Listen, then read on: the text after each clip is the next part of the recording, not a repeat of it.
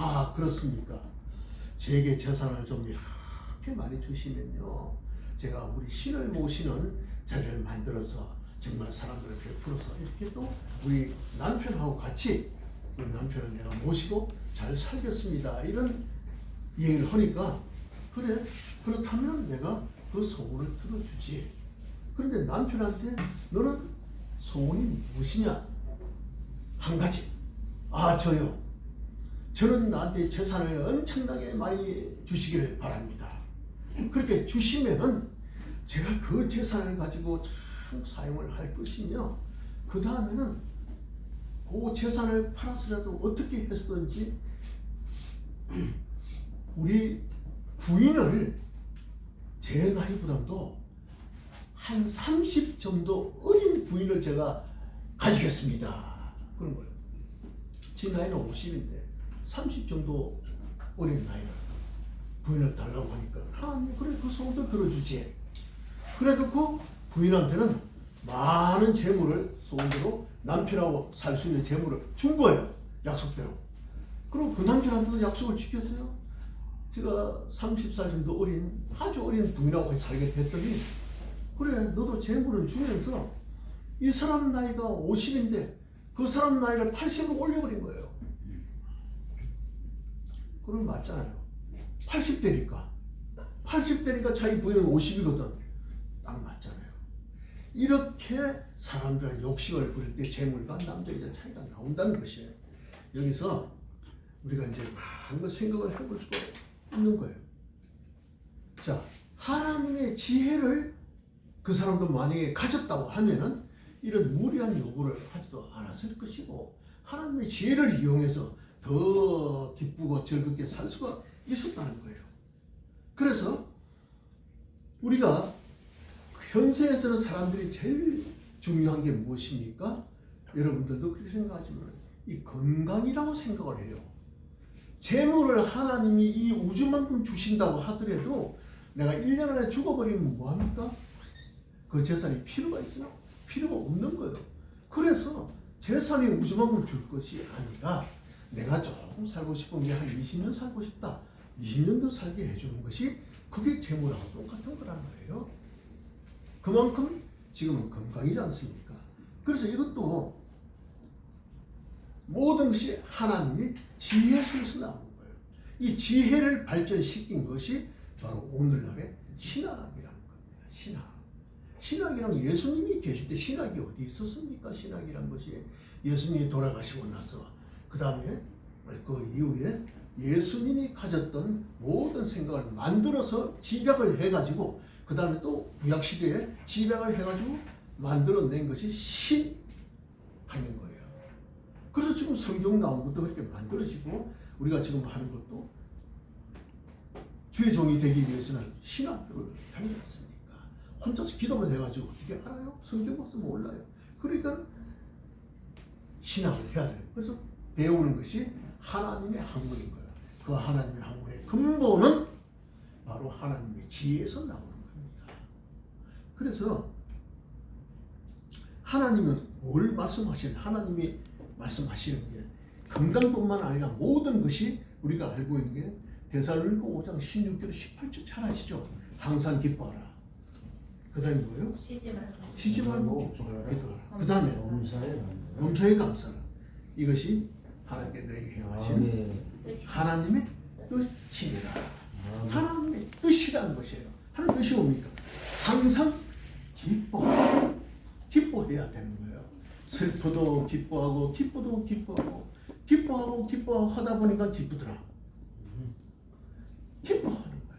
그러면 하나님의 뜻인 거야. 하나님의 뜻을 따라서 내가 기뻐하다 보니까 요즘 현대의학에서는 기뻐하다 보니까 기쁨이 무엇이자 해보니까 이게 바로 생산되는 엔돌핀이 나온다는 거예요.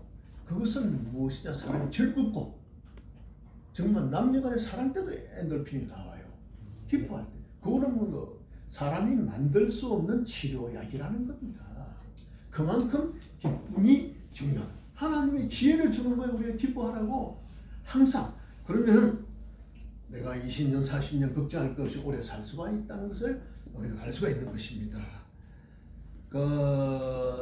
이걸 제가 하나님의 신앙을 찾다 보니까 노만 카슨스라는 사람이 있더라고요. 미국의 웃음학을 만들어서 아예 학문을 하나 만들었던 거예요. 이 사람은 웃음에 대한 한 분야를 만들었어요. 그래가지고 이 사람이 웃음학의 아버지라고 하는 거예요. 근데 이 사람은 한참 젊을 때 한 40대 될 때 병을 알아가지고 병원에 가봤더니 병의 이름이 강직성 척수염이라는 거예요. 강직성 척수염이라는 건 들어보지도 못했죠. 이 사람도 듣지도 보도 못한 이상한 병에 걸려가지고 몸이 아픈데 이거 어떻게 치료가 됩니까? 하니까 이거는 뼈하고 뼈 사이에 자꾸만 염증이 자꾸 생겨가지고 악화돼가지고 이제 곧 죽게 된다는 거예요. 그러니까 이 사람이 정말 참 기가 차죠. 이렇게 해서 죽다니 나이 50에 죽다니 이게 도대체 말이 안 된다 싶어서 그때 성경을 보다 보니까 바로 지금 우리가 같이 읽었던 항상 기뻐하라는 말을 보게 된 거예요. 항상 기뻐하라. 근데 기뻐할 일이 있어야 기뻐하지. 기뻐할 일이 없어도 기뻐하라고 하니까 그래서 이 사람은 하나님의 명령은 따르면 된다. 이유할 거 없고 하나님이 말씀하실 때는 이유가 있을 것이다. 그걸 내가 어떻게 아냐. 무조건 기뻐하자. 기뻐하려고 하다 보면 기뻐할 게 없어요. 병원에서 날 죽는다고 하는데 그 기쁨이 나옵니까? 뭘 기뻐해? 그래가지고 집에 와서 참 침울한데 하나님이 나보고 기뻐하라고 했다. 기뻐하라고. 기뻐하고 나면은 이게 너희들의 하나님 뜻이기 때문에 들어주신다는 거 아니냐. 기뻐하자 하니까 부인이 믿음이 더 강했던가 봐요.